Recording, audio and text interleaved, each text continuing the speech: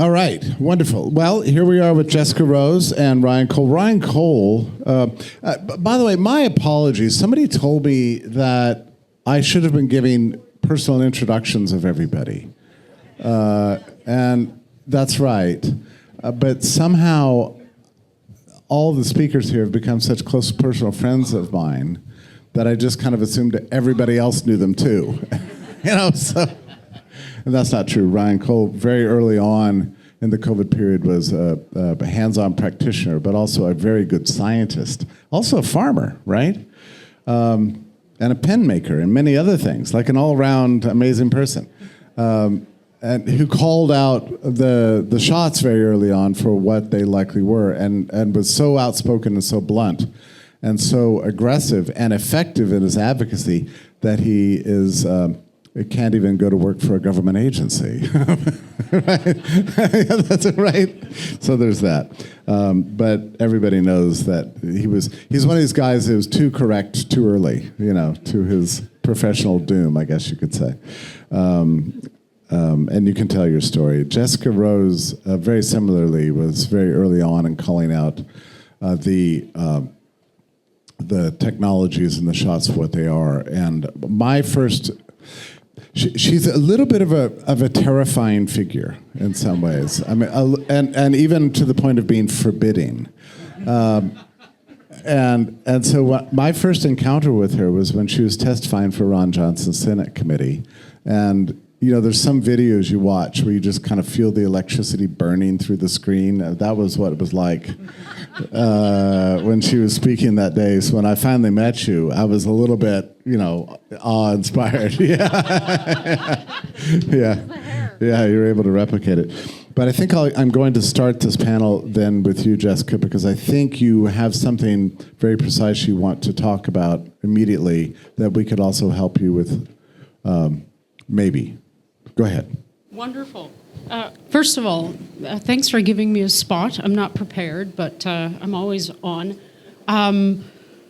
Joel's speech was so mind-blowing to me. I just want to also say, if we do what he's planning, it would fix the health crisis from the point of view of mental health as well, which everybody knows is a big problem. Thank you so much, Jeffrey, Brownstone, everybody who organized the farm, Janet. I can't thank all of you enough to. So I'll take 2 minutes. Explain the fullness of what you're talking about. All right. So most of you might be aware, a few days ago, I think it's 4 days ago, me and Kevin McKerracher and David Speaker in Canada published a very important paper. It's going to be one of the most important papers of our time.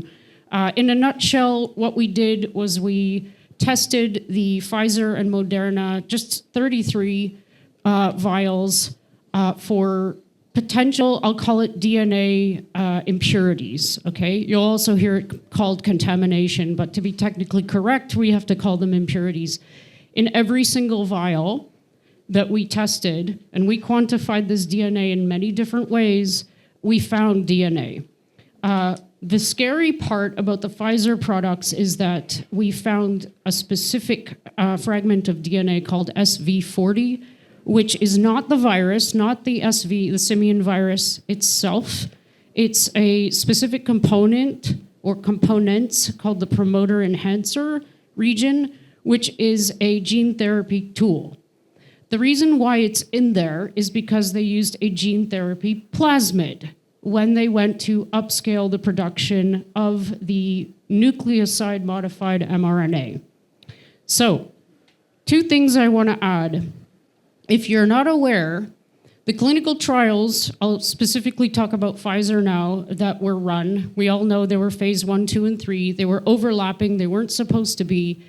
They were shortened, and they were, during the phase 3 clinical trial, the placebo group, which who knows what that means, they were taken out of the placebo group and injected. So we lost any notion of a randomized placebo-controlled trial. The data is shit. Pardon my language, but it has no meaning.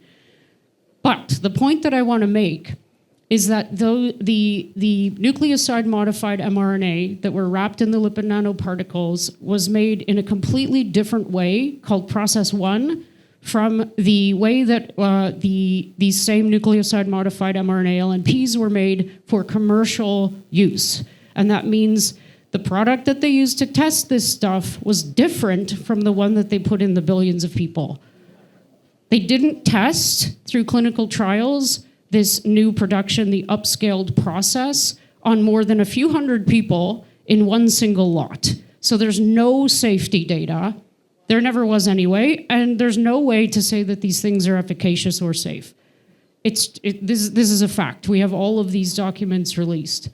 The reason I'm mentioning this is because this new upscaling method that they used for the commercial lots or production of these products used something called a plasmid E. coli system. So this is something that we do in biotech and in labs. It's not a secret. It's just something that we use, for example, to create a lot of a specific gene or DNA with almost no cost and in rapid time. The E. coli bacteria are biosafety level 2. They're pretty much safe. They're doubling time, which means they take about 20 minutes to double. And they're very easy for introducing plasmids, which are just circular pieces of DNA that encode specific genes, like the spike gene.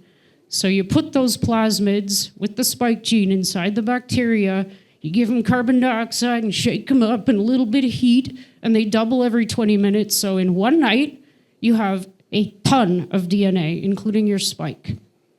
What's supposed to happen then is that you do something called linearization, in vitro transcription, introduction of what we call N1 pseudomethyluridines, which makes these mRNAs nucleoside modified. And then the most important step is that you're supposed to clean that nucleoside modified mRNA so that you have we'll call it a pure product at the end for wrapping in the lipid nanoparticles.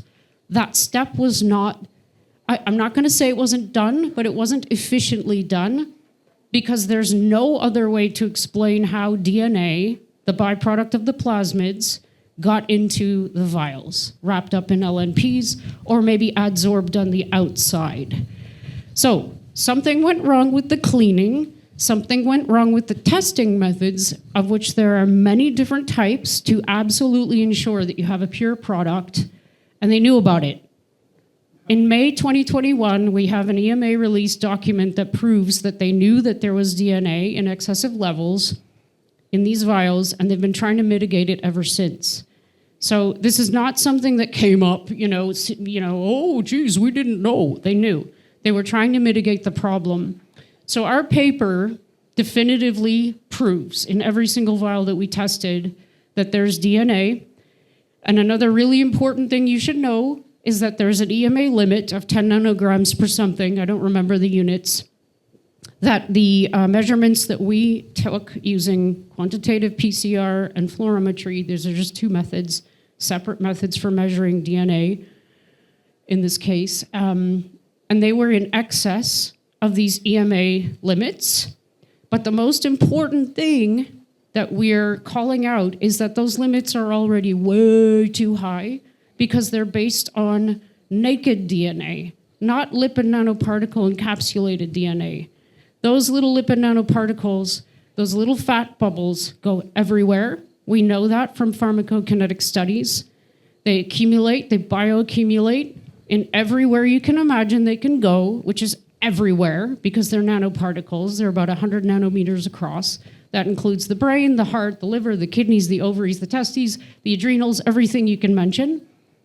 And wherever those things go and dump their payload, which we know is nucleoside-modified mRNA and DNA and hybrids, but I won't get into that, they're wreaking havoc. So those limits are already way too high because and we need to reassess. We need to absolutely get whomever, the regulators or the pharma companies, to reassess what this threshold should be for this particular technology before they can make any claims about DNA levels being under the threshold and being safe. Because this SV40 thing that I mentioned, which is a gene therapy tool used to traffic things to the nucleus of cells, is very dangerous to introduce into humans because it's a mammalian promoter. It is associated with cancer pathways. It's associated with integration into the genome because it does traffic other components to the nucleus. It binds P53, which is the tumor suppressor gene that we all have that we need to be functioning properly as one of the methods to avoid, getting the cancering that we're doing all the time to wreak havoc. So the reason I wanted to tell everybody about this is because we did get it published.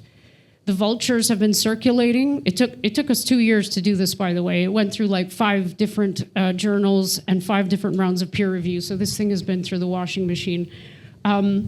Vultures been circulating. We're being attacked from every angle right now. And I anticipate that this paper is going to be retracted, or they're going to try. So I wish I could remember the name of the title off of my head. But it's if you look up Rose, Speaker, and McKerracher DNA, just type those words into any search engine, this paper will pop up first. It's the most downloaded paper in autoimmunity. That's the journal. In their history, we're probably going to up their impact factor from this.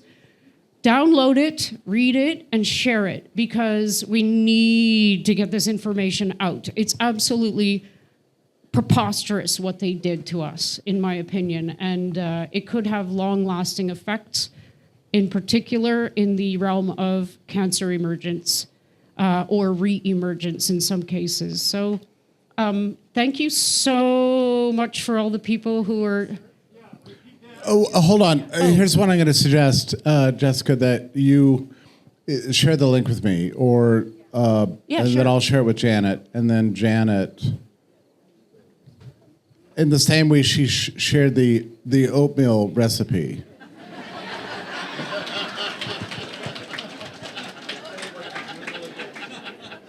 Oh, Rose, Speaker, Speicher, and McKernan, Mckernan. Kevin McKernan is he's with Medicinal Genomics. He's a genomicist. He worked on the Human Genome Project. He's the real deal. He's a great guy too, and just DNA. It'll pop up. So Janet will send out the link, and then we can all share it as widely as possible. Yeah. Real quickly, I'm just curious. In addition to exposing COVID, could this potentially have long-lasting effects in being a detriment to this mRNA that is being launched in every country? What's this going to do to mRNA technology, or modified mRNA, right? One of 2 things I can anticipate. 1, it'll force them to clean it up, which means they're just going to use a different plasmid. Or 2, it'll just destroy the entire platform, which is what we're going for. The whole thing needs to be removed because it's not safe. Yeah. It doesn't matter like if they clean up production or if they use good manufacturing practices, because it doesn't solve the lipid nanoparticle problem. They're highly toxic. They use cationic lipids. There's also potential, I think, implications for the companies that did this, right? Oh, 100%. Yeah. And I would say probably legal implications. Oh, 100%. Okay. It's fraud what they did, because they actually made statements about safety like everybody was talking about earlier, and they weren't. Yeah. Go. On what grounds? Every ground you can imagine. Oh, VAERS can't be used to make any claims. It's a passive collection system. And I don't know whose voice that was, but it's just making fun of everyone. But from a quantification point of view, because we're not the first people to do this and publish, Koenig et al. In Europe published a really good paper. The one thing that they didn't do, which was fluorometry, we did. We also did boil preps to destroy the LNPs. We also used RNAs, which degrades RNA, which removes the cross signal, blah, blah, blah. You guys don't need to know that. But we really doubled down on every single point. But for most of the people who are attacking us, they don't know anything about what they're saying. And I'm not kidding. They really don't have the expertise. They're just... Oh, Jake Scott? Yeah, I hope Jake Scott doesn't come after you. Wow.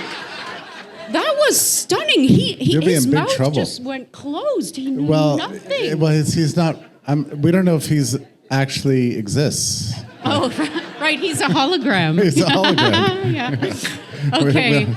Poor Jake Scott. Okay, yeah. Thanks for this opportunity. Yeah. Oh, can I get Jessica.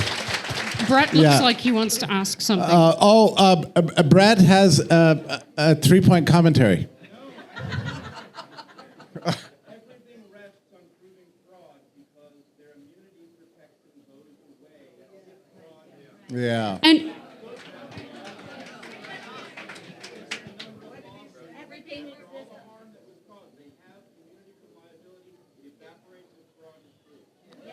And that has repercussions, ripple effect repercussions.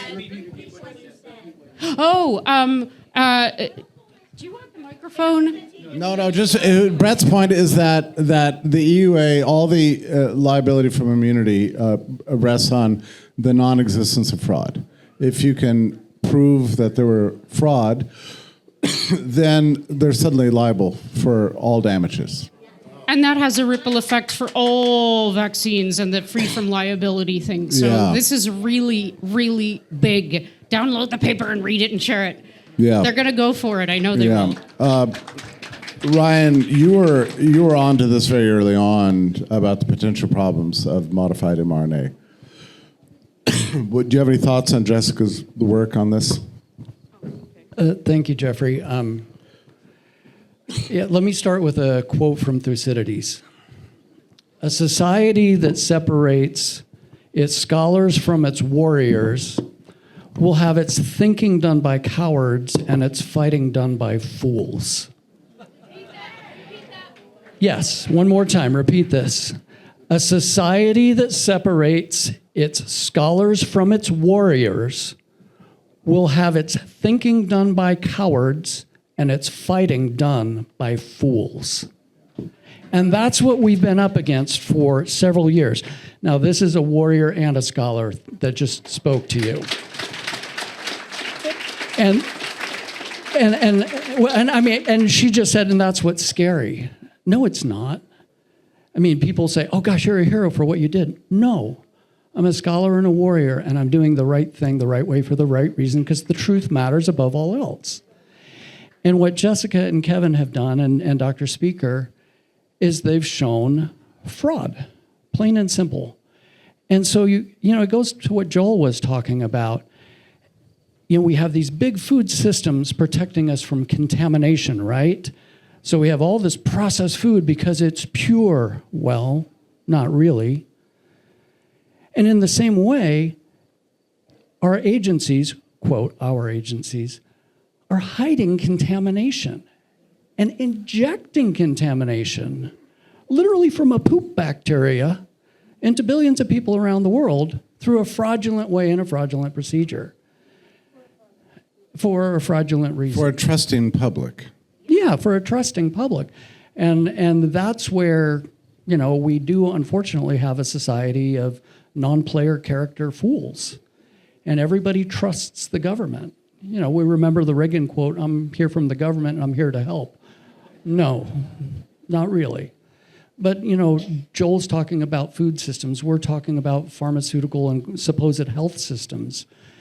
And, the meaning of what Jessica's talking about, to boil it down to simplicity, is they put a contaminated product in the body, they hid it, they didn't tell you, and then people are wondering, well, gosh, the excess death rate is up. Gosh, the cancer rates are up. Gosh, the autoimmune disease rates are up. But these are not the droids you're looking for. This was safe and effective. And it wasn't. And yet we allow our agencies to perpetuate lies while people suffer. And then they attack the truth tellers because they want to keep their lies hidden. And why are they attacking that paper? Because they want it retracted and withdrawn because it exposes fraud. And so, from day one, I spoke up, yes. number one, you can't use a vaccine against a coronavirus. There's a reason we don't have common cold vaccines. Yeah, back to basics. You can't vaccinate against something that mutates quickly. And anyway, yeah, they knew that. Everybody knew that. Yeah, I mean, think my about, mother knew that. How many people remember the monoclonal antibodies that came out? Yeah, and a lot of many people here may have received them. Think of how effective they were early on, and then they withdrew them. Why? Well, because the little lock and key pattern didn't fit anymore, and those monoclonal antibodies wouldn't bind and neutralize the virus anymore because it had mutated enough. But that was based on the same sequence of the original vaccine sequence. And gosh, they pulled the monoclonals, but they never pulled the vaccines that was designed on that same lock and key sequence. They should have said right away, oh, the monoclonals aren't working? Well, duh, the vaccines won't work either. They could have done that, they didn't. But again, there was too much money. It's a cabal of either fools or a cabal of really evil people or just a cabal of opportunists. And so, the other problem I think we have within this, and tell me to shut up and sit down whenever you want, Jeffrey. How many people here are afraid to die? Okay, couple. Wow, that's impressive. But this is what they took advantage of, the fear of dying. And, like Da Vinci said, I thought I was learning how to live, but I was really learning how to die. And how many of us go through life trying to avoid the inevitable? How many people in this room will eventually die? 100%. 100%, all of us. So how many of us are truly living? That's what's important. And how are we living? And are we our physically healthiest selves? Are we our mentally healthiest selves? Are we our spiritually and emotionally best selves? And if not, is your doctor going to fix that? No. I like to joke in some of my talks, and some of you may have heard this before. The best doctor you will ever meet is in this room right now. And I don't mean to sound arrogant, because it's not me. You look in the mirror, it is you. You're the best doctor you will ever meet. I don't live in your body. I don't live in your mind. You do. And you look in that mirror every day, and you know what you need to do. Now, can you use a doctor as a guide or as a coach or a health coach or something to that effect? Absolutely. Can you come to the nerdy scientists like us and find all the details that you probably don't want to know, or at least may want to know in a simpler form? Yeah, we can do that. We can educate and teach. It's what we love to do and help people understand.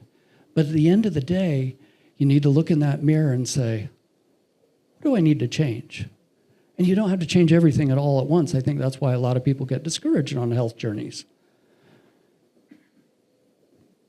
or mental health journeys or spiritual journeys. But you know what? You can say to yourself, today I'm going to do something different.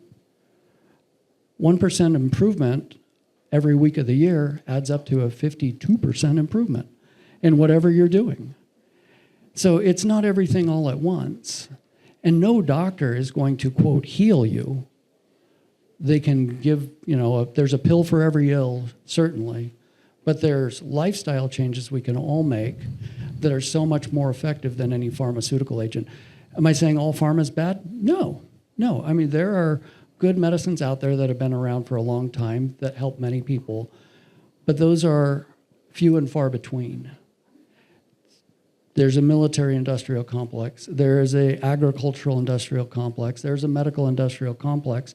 It's just a matter of you want to be part of that complex or not. And so we have to make the individual choices in our life.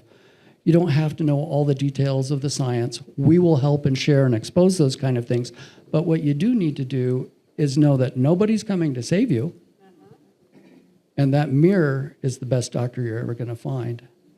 And so You can ask me anything. Happy to share. Happy to expound. But One of the things that struck me at the very outset of this catastrophe was what seemed to me this loss of basic knowledge of virology in the normal population. There was a great effort after World War II that every generation should learn basics like, exposure leads to an upgraded immune system, for example, right? Exposure. And saying that somehow became a taboo, right, at the very outset of it. Another thing that we understood was that there is always and everywhere, in every pathogenic sort of infection, a trade-off between virulence and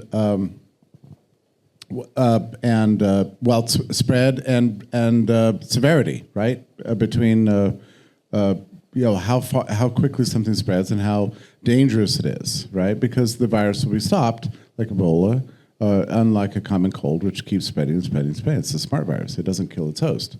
So we understood that there's one condition of that, which is namely latency, which is how long something's in the body that you don't know it's there and you're spreading it despite that. So a perfect virus would be have a very long latency period and be very severe and therefore spread very widely. But the laboratory's never been able to create anything like that, and we can't actually think of anything like that. I mean, I'm not aware of it. So one of the first things that Burke said was, this is a silent spreader, right? And initially they said the coronavirus has a 2-week latency period. Remember that? It was just obviously absurd. It turns out the latency period of this coronavirus was the same as the common cold or a flu or anything else, like 3 days, right? 3 or 4 days. That's what you expect. So if we had common sense, we would have known this. And then we certainly would have known that you can't vaccinate your way out of a pandemic and that you can't create a vaccine for this kind of virus. You just know this. So when they started talking about vaccine, you knew that they were lying or they were changing the definition of vaccine. Which, in fact, that's what they did. They changed the definition of a vaccine. Yeah, 3 things died at the beginning of COVID, and that was curiosity, care, and common sense. And the moment you lose your curiosity is the moment you die. And so, sadly, some people die at 25 but aren't buried until they're 85. So that's what happened to a lot of medicine. Curiosity and care walked out the window. We saw the tragedies in the hospitals. I'll tell you somebody else that made me crazy was people started wondering whether hydroxychloroquine would work. Why are you wondering about this? I mean, hydroxychloroquine is chloroquine, which comes from quinine, which is, you can get in tonic. And so, rather than take the shot, you should have just been drinking gin and tonic. And the thing about that is... Actually... They knew in the British Empire. That's why all the Brits drank gin and tonic. That's why it's such a famous drink among the English. And they used to That's add why. the gin to make the tonic palatable. What? Did you know that? They used to add the gin to make the tonic palatable because it was a medicine. So we knew this. We've known this for 150, 200 years. So when they started saying, wait, hydroxychloroquine, we better test that. What the fuck are you talking about? You want to test that? We've been testing it for 150 years. What is wrong with you people? Yeah. And then they ran fake studies, actually fake studies, right? In the Lancet. The Sturgeon study, right? I am actually slightly interested. How many of you in this room know about the Sturgeosphere? Okay, so how many? The Sturgeosphere, 1, 2, 3. Does one of you want to give a quick story? Okay. I want everybody to understand this. Okay, so from Harvard, a cardiologist. Let's see, one of the others was a porn star, if I remember right. They got together and they wrote this article. They said, we've looked at this database of 90,000 people from all these hospitals around the world. And there's no database like this that connects all these hospitals around the world. And they said, So you were already suspicious? Yes. So they're like, gosh, hydroxychloroquine is just so much more harmful than helpful. And so they published it in The Lancet, one of the top medical journals in the world, an entirely made-up data set, completely false. And then the media around the world ran with it. He doesn't mean allegedly false. No, No. it was false. It was false. It was entirely altogether made up. Fabricated. Completely fabricated. And then after this, the WHO says, oh, we're going to stop all our trials on hydroxychloroquine. And then the whole world recommended against hydroxychloroquine because this paper, and are these people in jail yet? Of course not.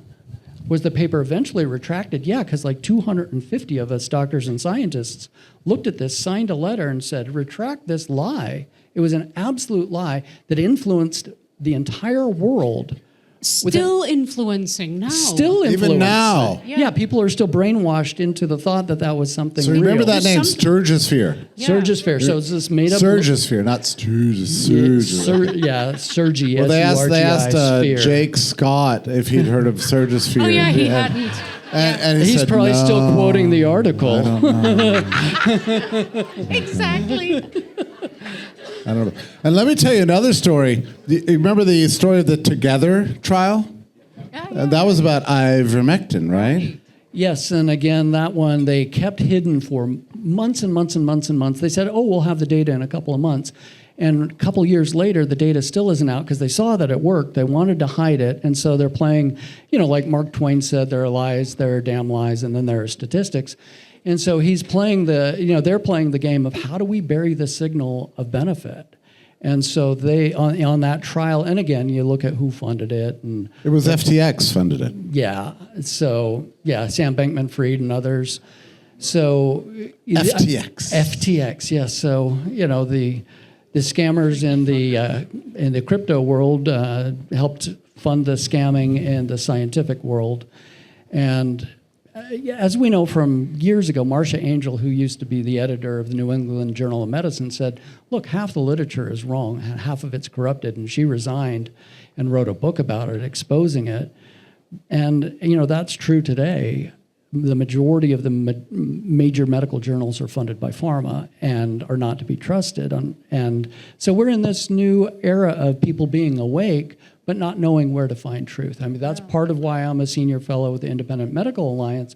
And Dr. Verone has the Journal of Independent Medicine that we've started because we want to get the truth out there without conflicts. I want to mention one other thing because I'm realizing these are wonderful opportunities for us to kind of do retrospectives and understanding the level of fraud that's going on. And also, I've learned that I can use these panels to give little speeches.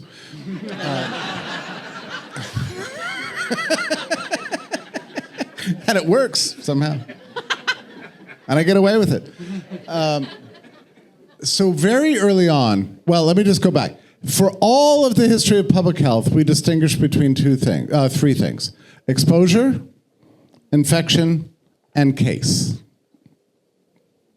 A case was when you saw the doctor and you were like genuinely sick. You look really sick and you need medical attention. An infection was when like, not feeling very good, my nose is running, got a little cough, whatever. Exposure is just exposure. Yeah, it could be asymptomatic. We knew those were the three buckets into which all data in the history of public health has been put, right? And we had clean understanding of this. From day one of the pandemics, we don't even know if there was a pandemic, but of the event, every chart online mentioned every positive PCR test. They called it a case. Do you remember this? A case. Makes it totally like fraudulent. Useless. It's fraudulent. Case and death meant nothing, which is why I never looked at that data because it was all It was dependent all on bullshit. this. And I'm especially bitter about this because I early on was looking at those charts thinking I was finding something out. I mean, I don't know why I believe this. Not these cars. Oh, it's coming to Arizona. Went away from Arizona. And now it's arriving in Southern California. It was going away. Now it's moving north in California. It was all nonsense.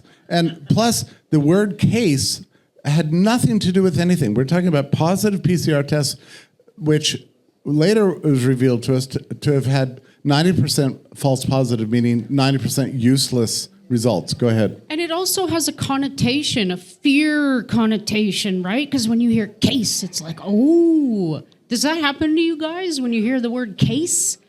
For me, that's what it does. So it's a psychological tormenting tool. All the PCR reaction does is amplify DNA, by the way. So if you had SARS, even if you had SARS-1, even if you had a cold virus, because they're all cold viruses, it would come up in a PCR reaction as a positive case. So whenever I heard positive in case, it's like, nope, BS. It had no meaning. Here's what's crucial. Traditionally in public health, we distinguish between the infection fatality rate and the case fatality rate. Suddenly, we were unable to distinguish between IFR and CFR.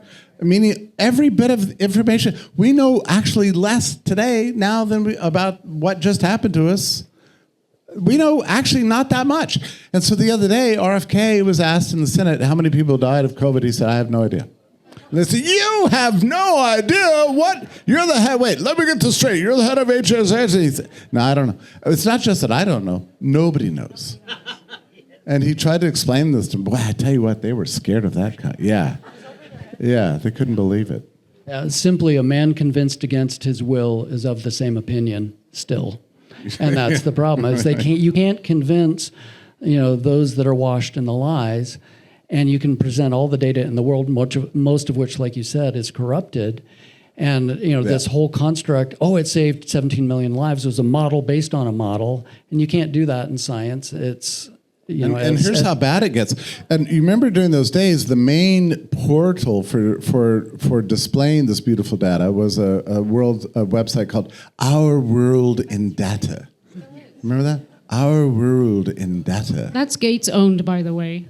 Yeah. And so Our World in Data got a huge grant from FTX. Also, yeah. Yeah, no, the funding and the connections, maybe you understand why we're all slightly obsessed with this topic. I mean, the scandal never stops. It's just a money trail and the lies and the baloney. Just going back just quickly to the fundamental point about the impossibility of vaccinating against a widespread coronavirus like this. The other condition here is you cannot have a zoonotic reservoir, meaning that the animals can't carry it also. That's if the animals are carrying the virus, you can't vaccinate against it. But Sharni and I went to what's the name of it? It was the marine thing in where was it? Yeah, the Mystic Aquarium. Well, and so because we wanted to go there, we wanted to find anywhere we could go without a mask. And they said, well, it's outdoor aquarium. Well, they wouldn't let us walk in without a mask. How come? And it was because what are those animals called? Belugas. Do you know what these belugas? It's like a fish or something? I don't know. It's a whale. It's a whale. It's a mammal. Okay, yeah. It's a fish like a whale. We'll just call it a cetacean. We'll be good. Anyway, we had to wear a mask because the belugas might get infected. What? Yeah, that's what they said. Oh, sorry. Yeah. The belugas could get COVID. Yeah, all right, go ahead. Yes, stand up. At the International College of Integrative Medicine, there's PhD Christina Park that shared with all of us that bladder vaccine will pull the spike protein out of the gut. I was wondering, and I always have this dream, that because they put all this crap into everybody, is there a way on a cellular level that you ever dream of that somehow it can be pulled out of everybody? Here's the problem. We've already looked at certain papers in genetics that there are portions of this genetic product integrated into the genome. And once something is integrated, the body can do one thing, which is methylate it to turn it off. Or, unfortunately, from a study out of Yale, it showed people over 700 days later still producing a spike protein. This was a gene product. This was a gene transfection. And it can hide out in the cytoplasm of the cell. You can't send a little messenger in there to shut that off, grab it, and suck it out. I mean, the honest answer is they pulled one over on the world, called something they called a gene product a vaccine. It never was. And it was a gene product, a gene transfection product. So there are medicines you can do. So if the body, and they never tested who's making how much of the protein, how long does it stay in the body, what's the half-life, when does it go away? They never tested any of that. So there are all sorts of protocols out there. I'm not advocating one against another, but optimizing your immune health, optimizing your overall health, minimizing the deleterious inputs from our corrupted diet, our corrupted lifestyles, getting out in the sunshine, all sorts of things you can do for health. Those matter. You can block the spike protein with certain medicines, but if it's inside those cells, it'll keep making it at low levels indefinitely. The honest answer is nobody knows when it stops. Those studies were never done. Right. That's the hard part. I would suggest emphasizing cell turnover, which is Yes. like stemming from your point. Optimize your immune system, vitamin D. Do whatever you need to do to get your immune system optimized and fully functioning. And one of my favorite things for cell turnover is cold plunge. Cold is Right. Yeah. Right. And nobody likes to be cold except I do. I'm a Viking. And autophagy. But yeah, what it does is you've got old cells floating around your body all day long, senescent. They're kind of like they're taking up room. You want to shock them and say, hey, let's kick out some new fresh ones. Take out the trash. Yeah, take out the trash, get rid of those. Cold does that. So it's called a hormetic effect. You're basically shocking the body, and the body's like, what are you doing to me? And then afterwards, it says, okay, let's reset. And so the body says, okay, let's get rid of the old ones, kick out some fresh ones. So, I mean, there are a lot of things you can do. That's one that I love. Another thing that's most people don't get enough of, everybody hears me talk about vitamin D. Sure, that's important. But getting out in the sunshine. Yes. And not Hey, sunshine. Sunshine, it's good for you. Yeah. And we were evolved to live outside and be outside and not be in caves and in front of blue computer screens and blue lights. That's what I was going to say. Early morning sunlight, first light, is more infrared rich, which is supposed to be very healing. I'm learning all about this now. But I just want to add the power.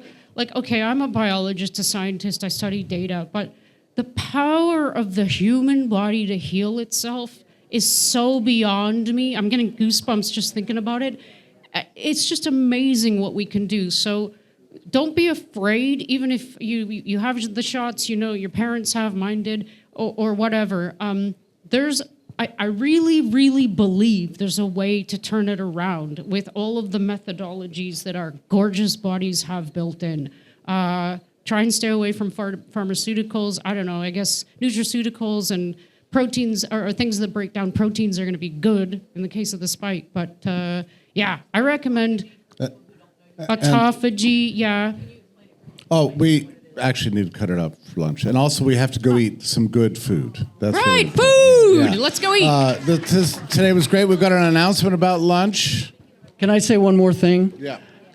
Thank you, Brownstone, and thank you to all of you for coming and being a part of something so amazing. Thank you, Jeffrey. Thank you.